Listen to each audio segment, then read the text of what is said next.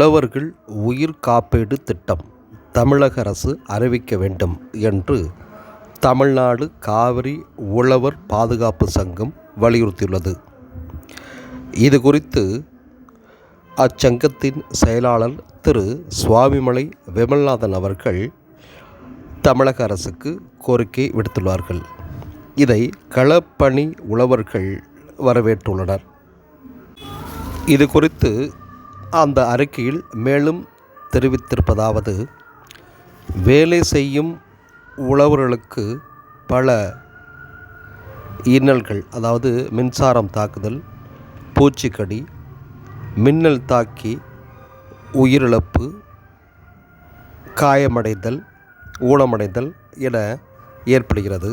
அதற்கு தற்போது ரூபாய் 2500 முதல் 3 லட்சம் வரை மட்டுமே வழங்கப்படுகிறது.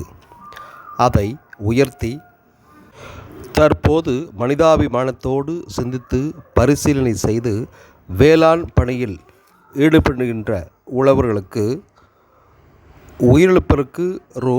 20 லட்சம், நிரந்தர பாதிப்பிற்கு 10 லட்சம், ஊனத்தின் அடிப்படையில் ரூபாய் 5 லட்சம் அறிவிக்க வேண்டுமென்று தமிழ்நாடு காவிரி உழவர்கள் பாதுகாப்பு சங்கம் வலியுறுத்தியுள்ளது.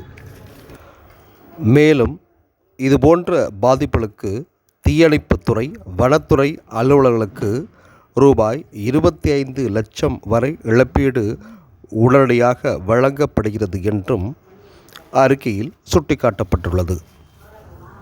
இந்த புதிய திட்டத்திற்கு முதல்வரின் உழவர்கள் உயிர் காப்பீடு திட்டம் என்று பெயர் வைக்க வேண்டுமென்றும் காவிரி விவசாயிகள் பாதுகாப்பு சங்கம் கோரிக்கை விடுத்துள்ளது.